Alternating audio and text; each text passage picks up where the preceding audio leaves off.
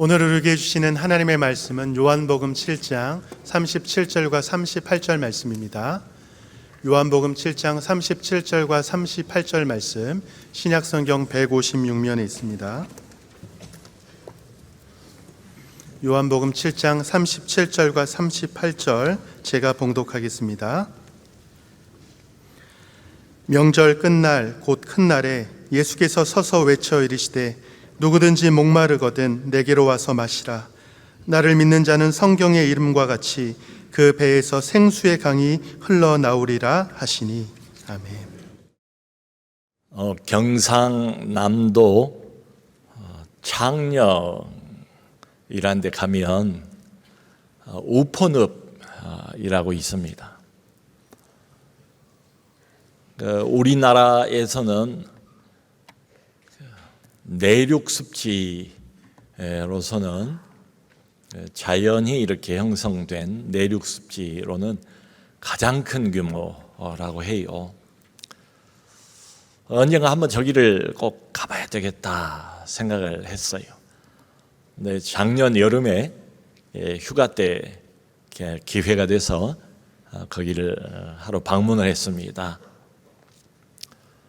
집사람하고 둘이 갔는데 기왕 온 김에 여기를 한번 돌아보자 해서 걷기 시작했어요. 근데 정말 규모가 어마어마하게 커요. 근데 문제는 그때가 7월 말, 구름이 한 점도 없고 쨍쨍 햇빛이 내리쬐는 땡볕 아래에서 걷기 시작했습니다. 다 돈 것도 아닌 것 같아요. 한 3시간을 걸었는데요, 3시간 걷는 동안에 한 사람도 만나지를 못했어요. 그 더운 여름에 누가 걸어다니는 사람이 없더라고요. 가지고 있던 물도 다 떨어지고 기진맥진했을 때 그 끄트머리에서 어떤 가게 하나를 발견하고 거기 들어가서 허겁지겁 물로 목마름을 채웠던 기억이 있어요. 여러분, 우리가 목이 마르면 자연스럽게 물을 찾잖아요. 그런데 오늘 성경 말씀은 그런 목마름 말고, 육신의 목마름 말고 또 다른 종류의 목마름 하나를 소개하고 있습니다. 영적인 목마름이라고 할까요? 사람들은 뭔가에 늘 목이 말라 있다는 거지요. 어떤 사람은 사랑에 목이 말라요. 어떤 사람은 인정받는 일에 목이 말라요. 또 어떤 사람들은 마음이 평안하기를 그렇게 원해요. 평안, 피스, 여기에 목이 말라요. 또 그런가 하면 어떤 사람들은 살긴 사는데 도대체 내가 왜 사는지 삶의 의미를 모르겠어요. 그래서 의미에 목이 마른 사람들도 상당히 많아요. 겉으로 보면 다 괜찮은 것 같아요. 다 잘 사는 것 같아요. 일하고 사람들 만나고 모임도 갖고 또 웃기도 하고 등등.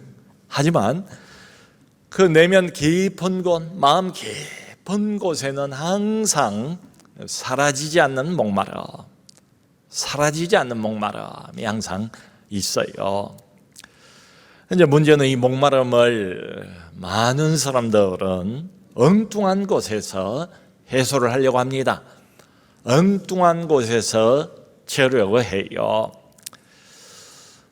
어떤 사람들은 돈을 통해서 목마름을 채우려고 합니다. 또 많은 사람들은 이 땅에서의 성공, 출세 이런 것들을 통해서 목마름을 해소하려고 애를 써요. 또 어떤 사람들은 많은 일을 통해서 목마름을 해소하려고 노력을 합니다. 그런가 하면 어떤 사람들은 또 취미 생활 이런 걸 통해서 자신의 목마름을 해소하려고 애를 씁니다. 또 어떤 사람들은 술 마시고 쾌락을 즐기는 일, 이 술과 쾌락, 이걸 통해서 자신의 내면의 목마름을 해소하려고 애를 써요. 또 많은 사람들은 인간관계, 심지어 어떤 사람들은 종교적인 열심, 이걸 통해서 목마름을 해소하려고 애를 씁니다. 여러분, 이런 것들이 잠깐은 도움이 될지 모르겠어요. 그 목마름이 해결이 된 것처럼 처음에는 그런 느낌을 가질 줄은 모르겠어요. 그런데 웬걸요? 조금만 지나면 다시 목마름. 그 내면을 들여다보면 여전히 채워지지 않는, 여전히 사라지지 않는 목마름이 있다는 걸 자기가 알지요. 오늘 우리가 읽은 요한복음 7장에 등장하는 사람들도 마찬가지입니다. 목이 마른 사람들이에요. 오늘 성경 말씀의 배경은 이스라엘의 가장 큰 명절 중에 하나가 초막절이에요. 그 초막절 행사, 그게 배경입니다. 초막절은 말 그대로 이때가 되면 작은 초막, 텐트라고 생각을 해도 좋을 것 같아요. 일부러 그걸 지어놓고 그 안에서 가족들이 거기서 밥도 먹고 어떤 사람들은 잠도 자고 불편하게 살아요. 이건 뭐냐면 과거에 이스라엘 백성들이 광야에서 40년 동안을 방랑을 했는데 그때 먹을 식량도 없고 마실 물도 부족하고 고생하면서 살았다. 그걸 기억하면서 기념을 하는 절기지요. 이 초막절은 일주일이 계속이 되는데 특별한 의식 하나가 있었습니다. 제사장이 실로암이라는 연못에 내려가서 물을 기르다가 그걸 가지고 와서 하나님의 제단에 붓는 의식이 있었어요.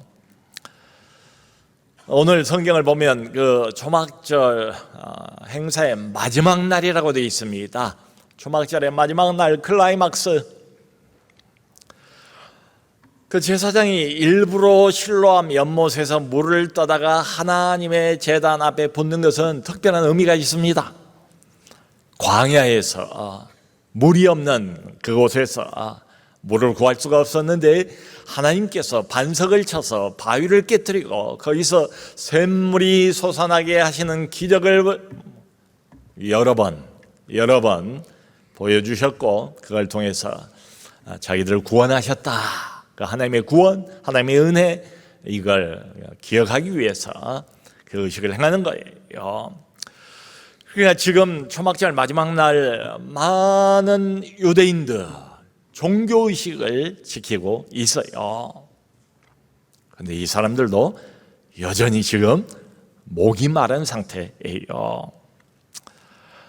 예수님께서 이 사람들의 깊은 내면을 보셨습니다. 그리고는 이렇게 말씀을 하세요. 누구든지 목마르거든. 누구든지 목마르거든.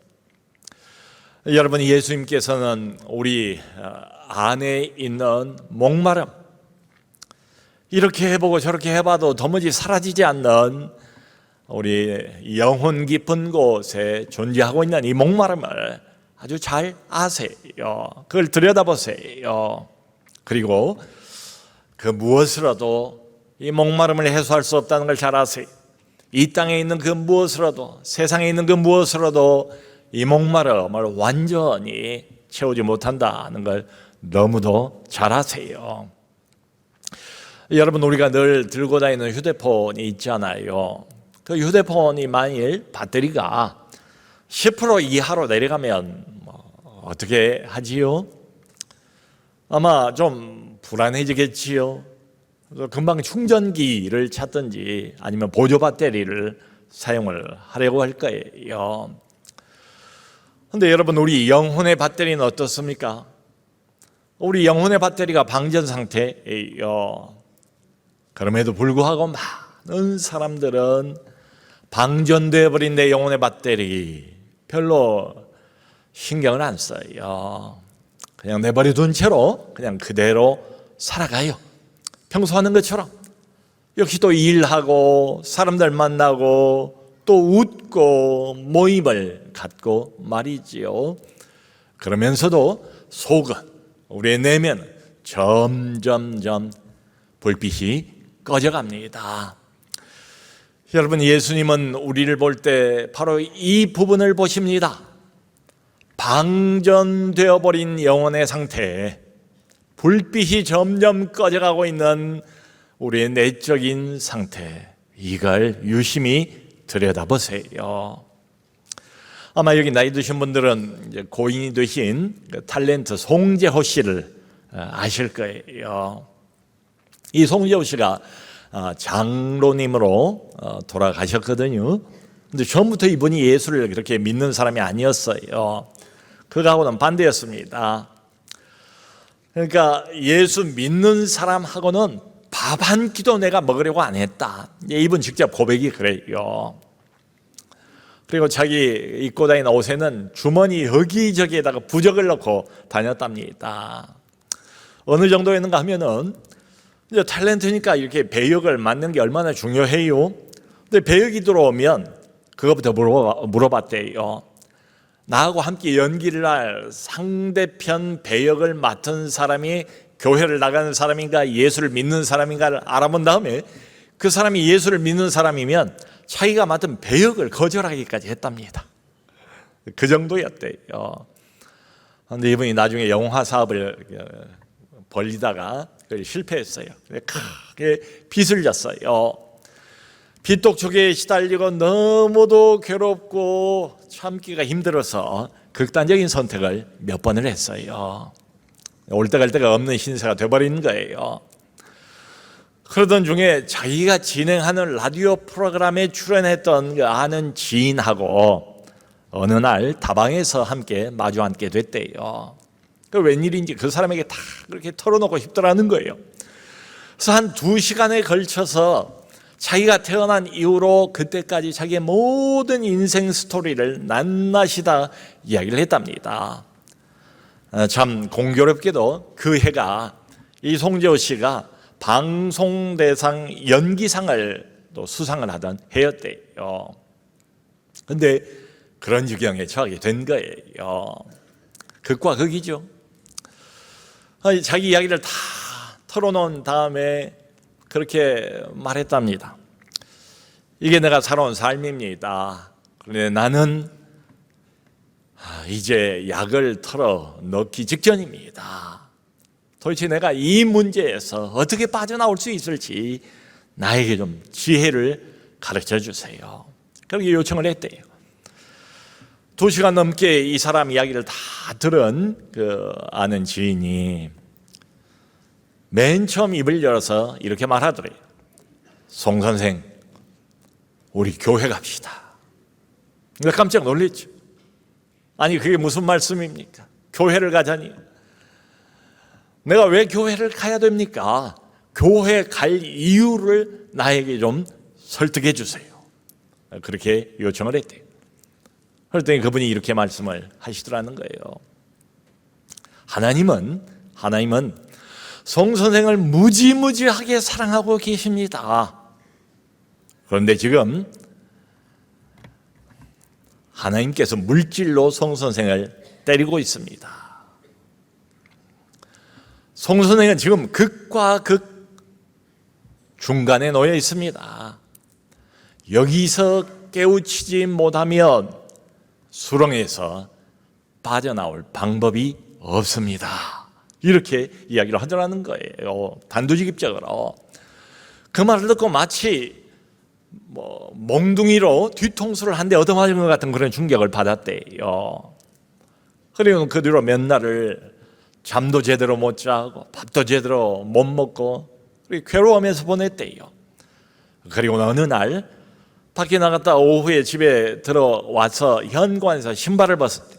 신발을 이렇게 벗으면서 눈을 들어서 거실을 보는데 이게 웬일입니까? 그 가정에는 지금까지 단 한 번도 존재한 적이 없었던 빨간 색깔의 성경책이 거실에 놓여져 있더래요. 그게 눈에 들어온 거예요.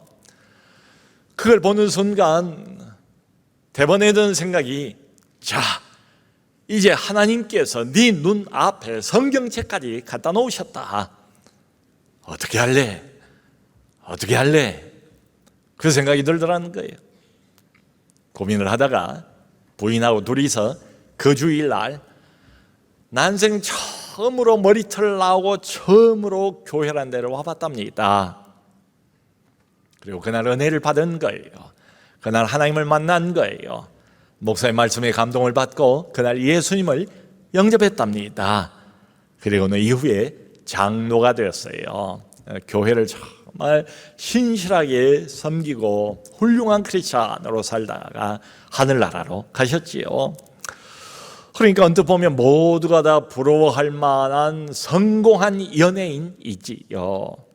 그런데 내면 깊은 곳에는 영혼의 목마름이 있었습니다.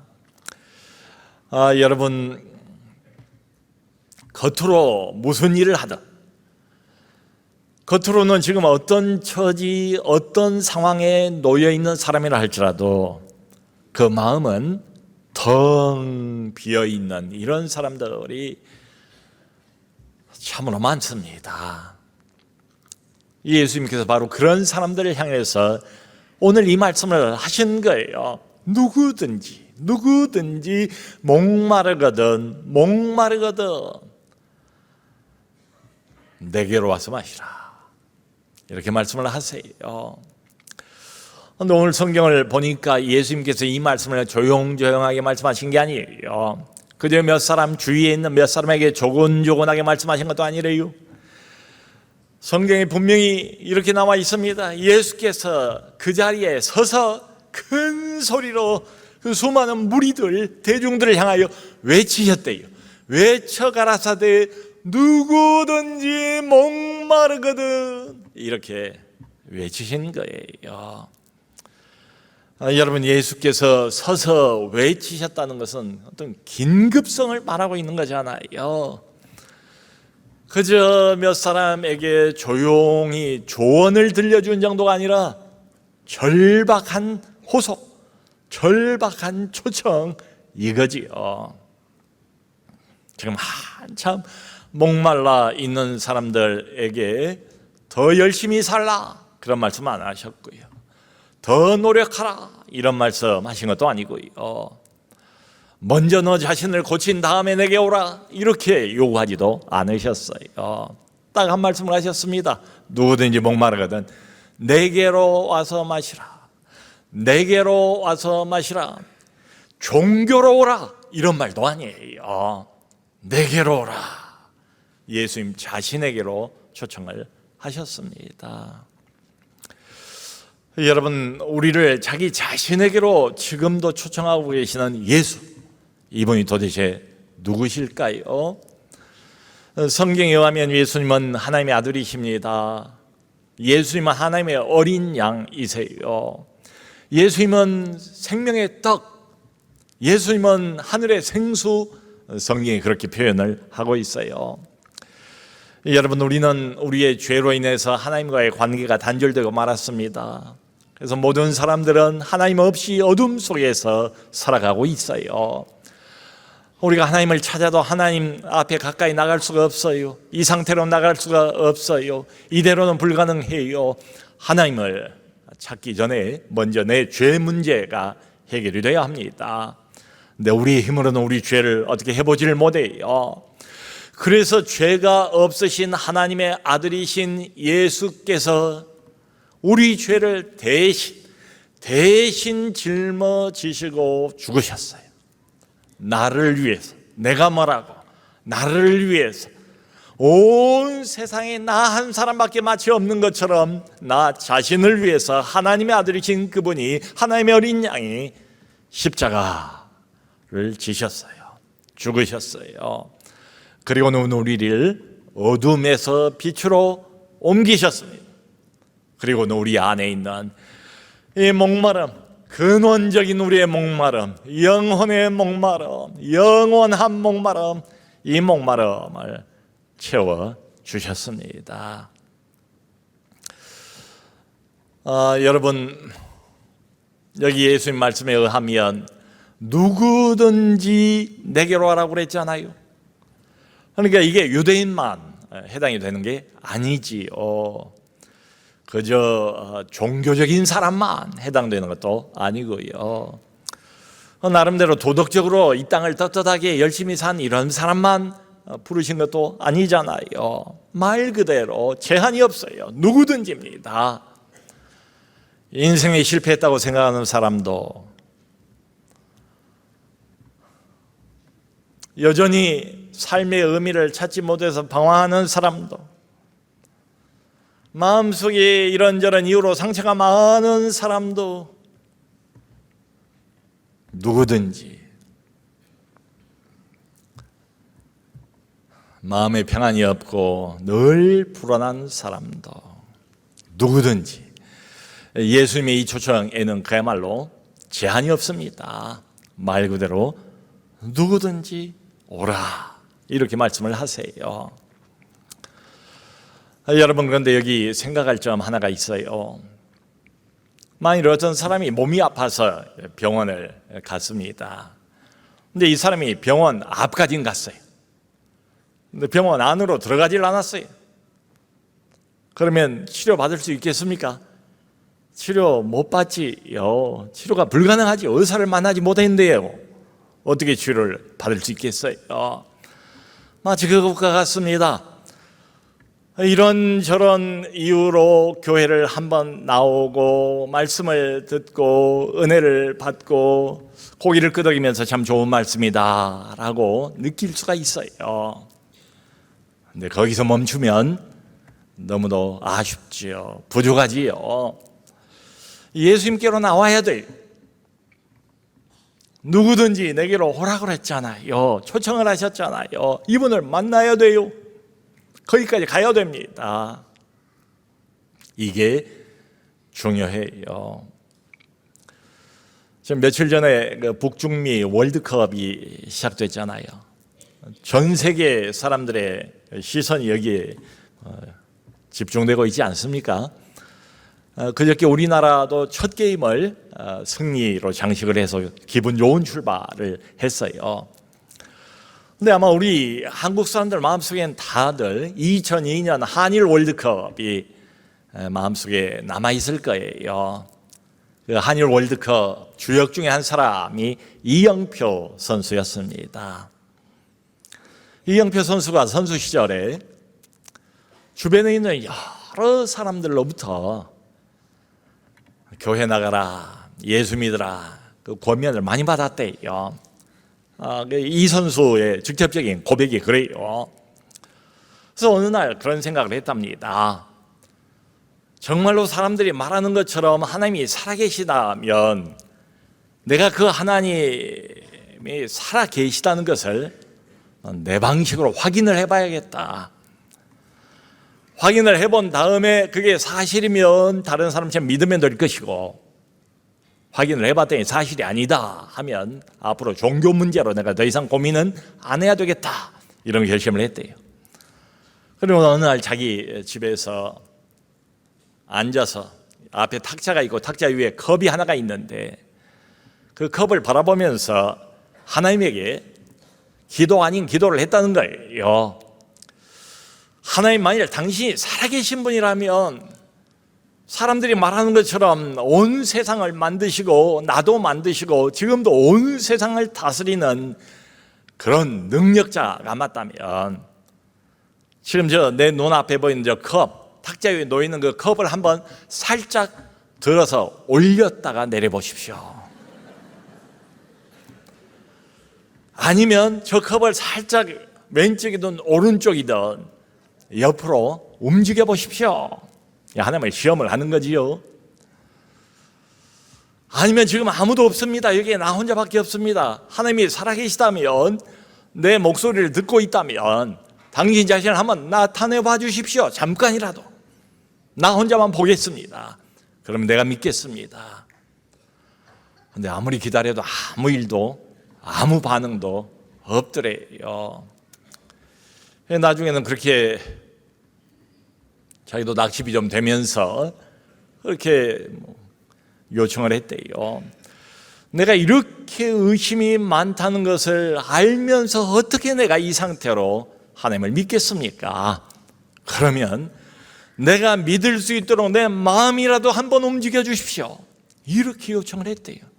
근데 정말 희한한 것은 자기가 그렇게 기도 아닌 기도를 마치자마자 희한하게도 자기 마음 상태가 바뀌더래요. 그렇게 의심이 많고 그렇게 못 믿겠고 그렇게 엉터리 같고 그렇게 말도 안 되는 소리 같았는데 이상하게 마음이 바뀌면서 믿어지기 시작하더라. 참 이런 거 보면 예수를 믿는다는 것도 믿고 싶다고 믿어지는 건 아니에요. 성경이 말하는 것처럼 믿음도 하나님이 주신 선물이 아닌가 싶어요. 여러분, 누구나 쉽게 예수를 원한다고 해서 척척 믿어지고 이런 건 아닙니다. 여기까지 나오시는 것도 하나님의 인도하심이라고 우리는 믿고요. 또 정말 예수를 하나님의 아들로 나의 구원자로 내 대신 십자가 위에서 죽어주신 내 인생의 주인으로 믿을 수 있는 것도 하나님이 주신 선물이에요. 그런데 오늘 예수께서 이렇게 무리를 향하여 이어서 말씀을 하세요. 38절을 보면 나를 믿는 자는 성경의 이름과 같이 성경이 말하고 있는 것처럼 그 배에서 생수의 강이 흘러나오리라. 나를 믿는 자는 성경이 약속하고 있는 것처럼 그 배에서 생수의 강이 흘러나오리라. 여러분, 예수님께서 여기서 말씀하시는 배는 우리 인간의 어떤 복부만을 의미하는 게 아니지요. 그게 상징하는 게 뭐겠어요? 인간의 내면, 우리 존재의 중심, 그게 바로 배입니다. 여러분, 겉으로는 웃고 있어도 속은 메마를 대로 바짝 메마르고 황폐할 대로 황폐해지고 그리고 공허한 사람들이 참으로 많습니다. 그러니까 겉은 우리가 이렇게 저렇게 꾸밀 수 있어요. 다른 사람들이 눈치 못 챌 겁니다. 괜찮은 것처럼 잘 사는 것처럼 치장도 할 수가 있어요.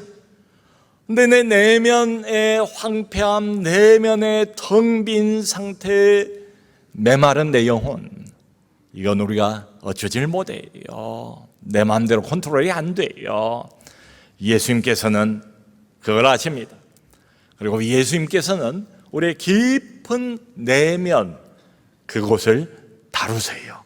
그리고 거기를 새롭게 하세요. 오늘 이어서 하신 말씀이 이거잖아요. 나를 믿는 자는 성경에 약속한 것처럼 그 배에서 생수의 강이 흘러나오리라. 생수의 강이래요. 여러분, 이게 목마른 사람에게 한 모금 물이 아니잖아요. 그 정도가 아니잖아요.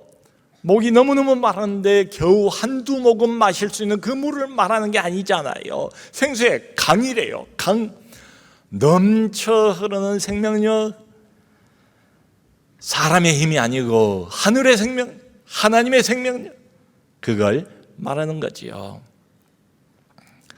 이 아파트에서 화분을 키우시는 분들이 참 많더라고요. 근데 어쩌다가 베란다에 화분을 놔두고 이게 소홀히 하면 또 화분에 식물이 금방 말라버릴 수도 있어요. 그런데 한참 마른 것처럼 보이는 그 화분도 물을 주면 어떻습니까? 언제 그랬냐 싶게 또 식물이 금방 살아나요. 마치 그런 것처럼 우리 영혼도 아무리 말랐다 할지라도 하늘의 생수, 성령의 생수가 부어지면 금방 살아나요. 영혼이 살아나요. 마음이 살아나요. 메마른 마음이 다시 촉촉하게 적셔지면서 살아납니다. 그러면 변화가 생겨요. 얼굴 표정이 달라집니다. 말투가 달라집니다. 그렇게 걱정도 많고 근심도 많았는데 희한하게도 내가 잘 이해할 수가 없어요. 뭐라고 논리적으로 설명할 수 없어요. 이것은 영적인 영역 안에서 일어나는 일입니다. 하나님이 하시는 일이에요. 근심과 걱정이 사라져버립니다. 여러분, 예수 믿는다고 해서 교회 나온다고 해서 당장에 내가 안고 있었던 문제가 없어지거나 그러진 않아요. 건강의 문제도 그대로고 경제적인 문제도 그대로일 수 있어요. 그런데 달라진 게 뭔가 하면 그럼에도 불구하고 평안, 이전에는 없었던, 이제는 느낄 수 없었던 평안이 있어요. 그러니까 참 희한한 것은 이것입니다. 환경은 바뀌지 않았어요. 환경은 그대로인데 사람이 바뀌었어요. 그게 바로 예수께서 우리에게 주신 생수, 하늘의 생수의 힘이에요. 여러분, 오늘날도 너무도 많은 사람들이 하나님 없이 살아갑니다. 하나님을 만나지 못하고 하나님 없이 사는 삶은 늘 목이 마르기 마련이에요. 이걸 해보고 저걸 해보고 이 목마름을 해소하려고 목마름을 채워보려고 가진 애를 쓰지만 목마름은 결코 없어지지 않아요. 이것은 우리를 만드신 창조주 그분을 만났을 때만 해결이 가능한 그런 특이한 종류의 영적인 목마름이에요. 사람들은 몰라도 오직 한 분 예수께서는 우리의 깊은 목마름을 아세요. 그리고 오늘도 우리를 초청하세요. 우리를 부르세요. 내게로 오라. 목마른 자나.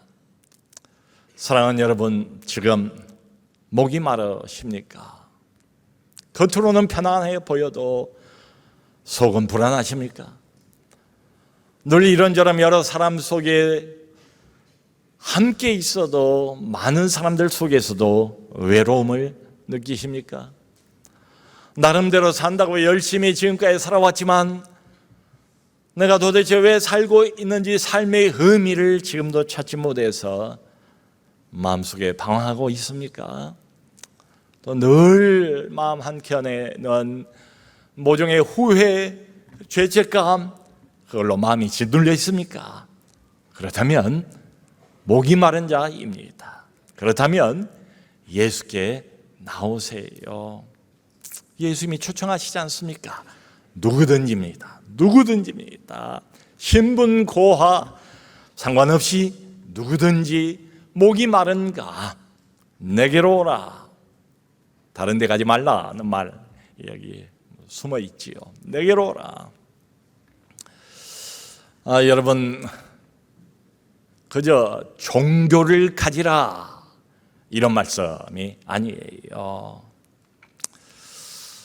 그저 인생 살아가는데 종교가 도움이 되면 가져서 나쁠 건 없지 않으니까 그런 이야기가 아닙니다. 우리의 영혼의 갈증, 영혼의 목마름을 정확하게 아실 뿐만 아니라 그것을 해결할 수 있는 유일한 분, 생명의 주님께로 나오시라는 말씀이에요. 주님, 그렇습니다. 내가 목이 마릅니다. 오랫동안 목이 마른 상태였습니다. 여기서 저기서 이것도 해보고 저것도 해보면서 이 목마름을 해소해 보려고 애를 썼습니다.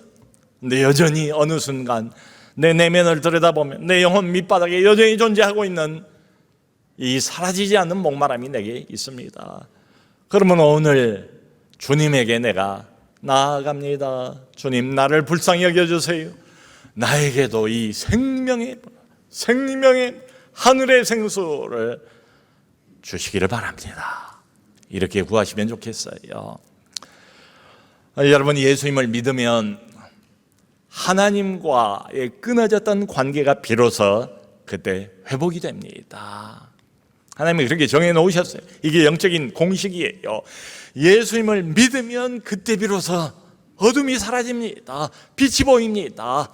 예수님을 믿으면 그동안 느끼지 못했던 내 마음 저 깊은 곳에서 새로운 힘을 얻게 돼요. 예수님을 믿으면 이 세상에서는 한 번도 맛보지 못하고 체험하지 못했던, 내가 그게 있으리라고 생각하지 못했던, 도무지 설명할 수가 없는 그런 평안을 얻게 돼요. 하나님이 주시는 평안입니다. 위로부터 선물로 하나님께서 우리에게, 우리 영혼에 부어주시는 평안함을 얻게 돼요. 예수님을 믿으면 내가 살아갈 이유, 살아갈 소망을 그때 비로소 얻게 됩니다. 사랑하는 여러분, 오늘도 예수께서는 우리를 자기 자신에게로 초청하시지 않습니까? 누구든지 목마르거든 다른 데 가지 마라. 더 이상 주저하지 마라. 더 이상 무엇을 주저하는가? 누구든지 목마르거든 지금 이 순간 내게로 와서 마시라. 그 배에서 생수의 강이 흘러 넘치리라. 오늘 이 시간 예수님께서 우리를 자기 자신에게로 부르십니다. 초청하십니다. 모쪼록 예수님의 이 마음이 담긴 절박한 호소, 절박한 초청에 응하시고 예수님을 만나시고 새로운 힘을 얻는 우리 모두 될 수 있기를 주님의 이름으로 축원합니다.